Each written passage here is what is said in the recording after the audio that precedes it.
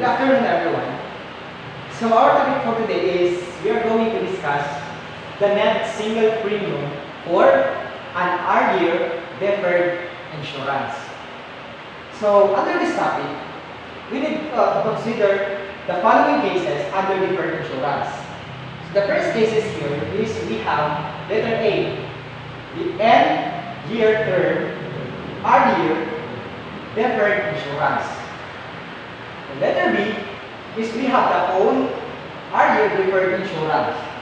And the letter C is we have the N-year endowment R-year deferred insurance. So ano yung letter A? N-year term or R-year deferred insurance is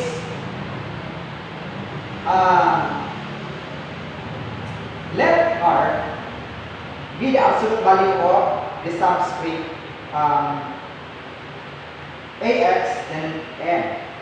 Denote that the net single premium for an annual term insurance of 1 peso benefit on the life of the person deferred for R years.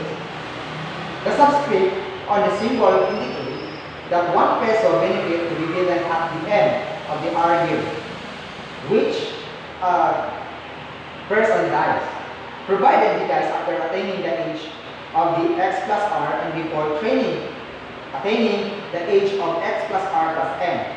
Applying the commutation symbol, the present value of 1 peso benefit of this type of insurance is equivalent to the difference between the net single premium for an R plus N year term insurance and the net single premium for R year term insurance. So, ang ganitong klase ng cases under sa net single premium for R year term insurance is that diri pwede nimo siya pwede ka mo-apply ang insurance, but the case is wala nimo na ginawa mo ko galingon because ang kanimo kasi sa insurance is that makuha lang nimo ang benefits after ka mamatay. Pero ang ginaingon diri is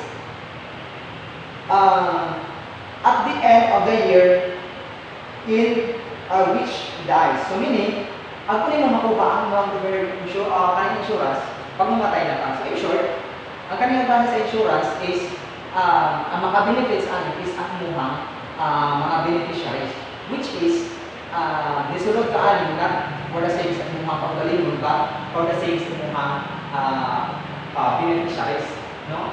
Like for example, sa katong isang artista na komedyante, no? Or hindi balik siya sa musical, I guess. So,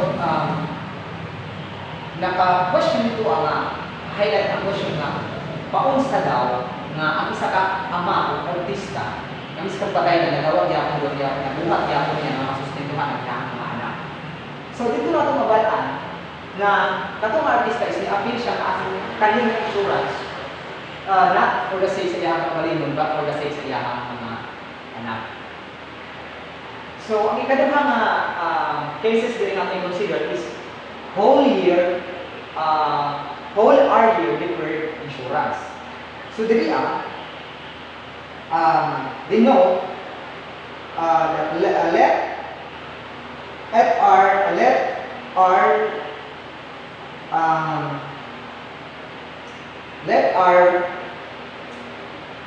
be the absolute value of AX. Denote the single premium for a whole life insurance of 1 peso benefit on the life of the person deferred for R years. The subscript symbol indicate that 1 peso benefit is to be given at the end of the year, in which X dies provided he dies anytime after attaining of age. So kanidiri kanina insurance is naa sila itong pagkalimitasyon. Kung for example, miskat kung naapagyapon ka sa kanang kumbaga napaka sa wala pa ka namatay dan magsige gyapon ka namatag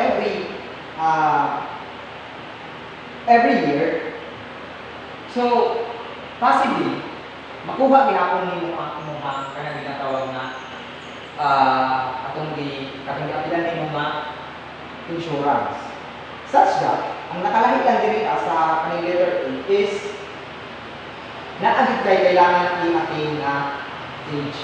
Ay ka mo hanggang. Or, miskan pag wala pa ka na namatay or as long as naana ka sa katong age na kailangan ni pangayo, so pwede na ka stop. Pero, dili pag ikapong assurance na makakuha ka nila, ang makuha gihapon nimo siya kung mamatay na ka. So, ang kaning ikaduha, kaning letter R, ikatulo, which is the end-year endowment are your deferred insurance. So, ang kanina kasi sa insurance is let R be the subscript of AX such that and denote a single premium for an annual endowment insurance from 1 peso on the life of X deferred for R years.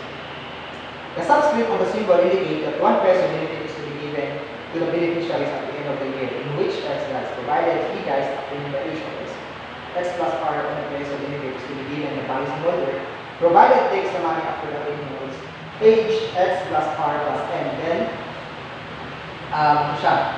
So, diri ako, nakalahi ko diri so for example, ako ang nakita na example diri is kanang ginatawag na ako. Ngano? Tungod after mga gani is before nimo makuha ang kaning pakisarado ko ito. Kay para dili ko sa pagawas. Aside sa imong makuha nga benefits, kunyari for example sa Coco is naa kayo example kanang lumon or makuha lang man, makuha ka lumon or kanang at least kasi sa insurance side is mo siya ginatawag na miskan pa o kanang kanang mamatay ka ba naghapon ka ng insurance na makuha. Aside sa mga kanang mga benefits, like for example kanang mga lumon na kanang bakatan nila, pinalumon like for example sa Coco. So aside na ng insurance is magkukuha gyapon sila ang kanang benefits which is dili gyapon ka makakuha at ang mga beneficiaries sa mga insurance. So for example, final and single premium of the insurance on the life of the person at age 40 if the benefit is 1 million pesos deferred for 10 years and the 3 cases are applied. So the first case is that we need to apply first is the 10-year term and the RDA deferred insurance, which is the letter A. The letter B is the whole life. Suppose that letter C is 15 years endowment and also letter A.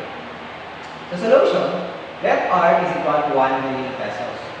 Then A, for N is equal to 15 years. Suppose that R, we all know that the R there is 10 years deferred. Then let R as the premium for an RDA deferred insurance. And upon computation, is letter A is wala siya ang kanang age. Then diri sa left side is kung pila siya ka accurate, which is 10 years. That is why 10 is diri up. Then ang kanang diri up pila na ang age. So right there makita niyo the upper portion that is ang yang that is 40. So ang kanang 15 is mo ni siya ang kanang diri ang sa letter A 15 years considered. So upon calculation 1 million 1 million multiplied by M50 minus M65 and then D sub 40. So kaning mga kuandiri ang mga M50 and M65 is naa siya ka ng mga specific value sa katong table, go back mo sa table ng send manubay sa kanyang last report.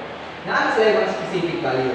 And then if you try to find sa iyang specific value, then kumuha siyang minus ang mga M50 and 65 and also ang mga D40.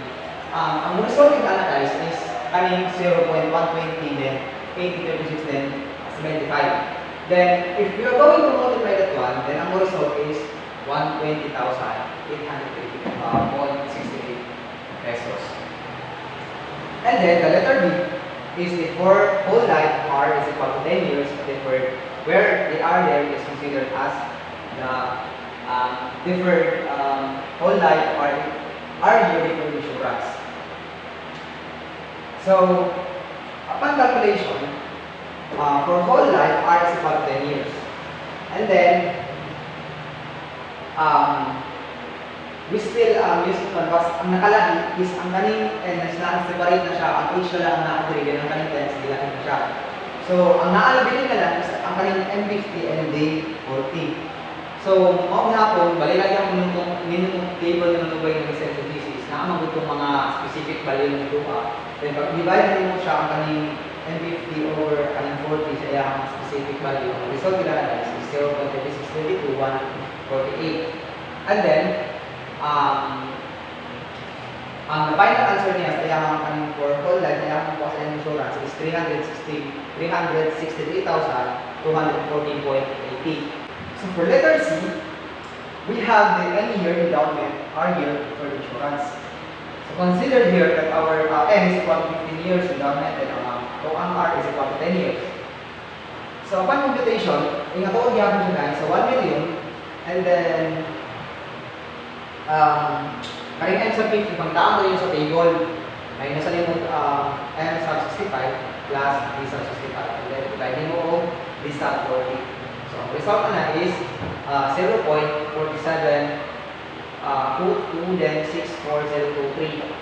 Pagkaya sa inyo siya guys, so ang result na is tupad mo siya guys, ang nagawa sa na is 472,264.02. So, kung ma-observe mo diri sa tulo, ang pinakadako pwede mo makuha is kung pinakadako pwede mo siya ano sa mga insurance is ang kaning letter C is year endowment or year insurance. Ngayon kayo siya sa letter B which is 120,000 lang. And then ang sa letter B is 363,000 almost. And then sa letter C is 472,000 siya. So karon ang atong topic is net annual premiums. So mao ni ang mga formula nang gigamit atong last reporter. So gi-table siya. So ang pangalan ani kay table of formula of net annual premium for R pesos and insurance benefit. So ang first kay whole life insurance. So ang whole life insurance na siya duha ka category. Ang first kay ordinary life or pay interlife, then ang second limited pay life and years to pay.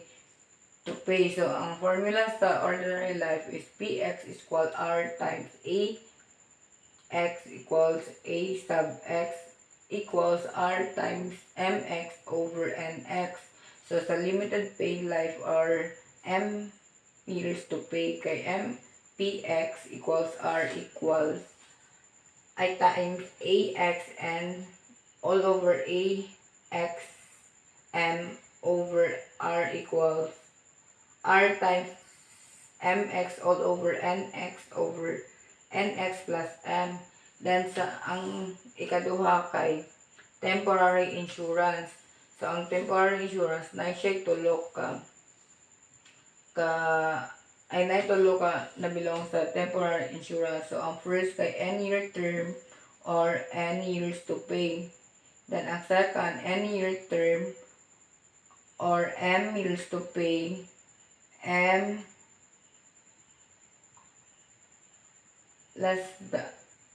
greater than equal and then 1 year term or natural premium.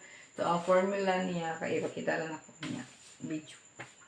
Then ang ikatulo kay endowment insurance. So ang endowment insurance na siya isa ka kuan any years to pay. So dala yung formula. Then next is deferred insurance. Ang deferred insurance na po siya isa any year term R years defer or M years to pay M greater than equal and then ang ikaduha kay ordinary life R years defer pay entire life. So mao niya ang mga formula na ipakita na. So naa siya mga several tips to the lower insurance cost and save money. So ang first kay get multiple quotes from different insurance agent or companies. Competition in the marketplace are the competition for the money. Then ang ikaduha kay combine the insurance to meet 2 or more insurance needs, it will reduce the premium rates and check also the discount. So, dapat mag-check. Then, ang third kay, make annual payments in the full if possible.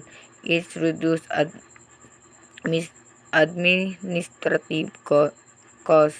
Check also if the online payment can help to avoid processing fees. Then, ang ikaapat, kay do not carry double coverage insurance or the fire insurance is not needed if not already covered of the house mortgage policy. And the last is if the insurer has debts and adequate resources in the place with no dependents, then Pilgrim life insurance policy can be reduced from eliminated.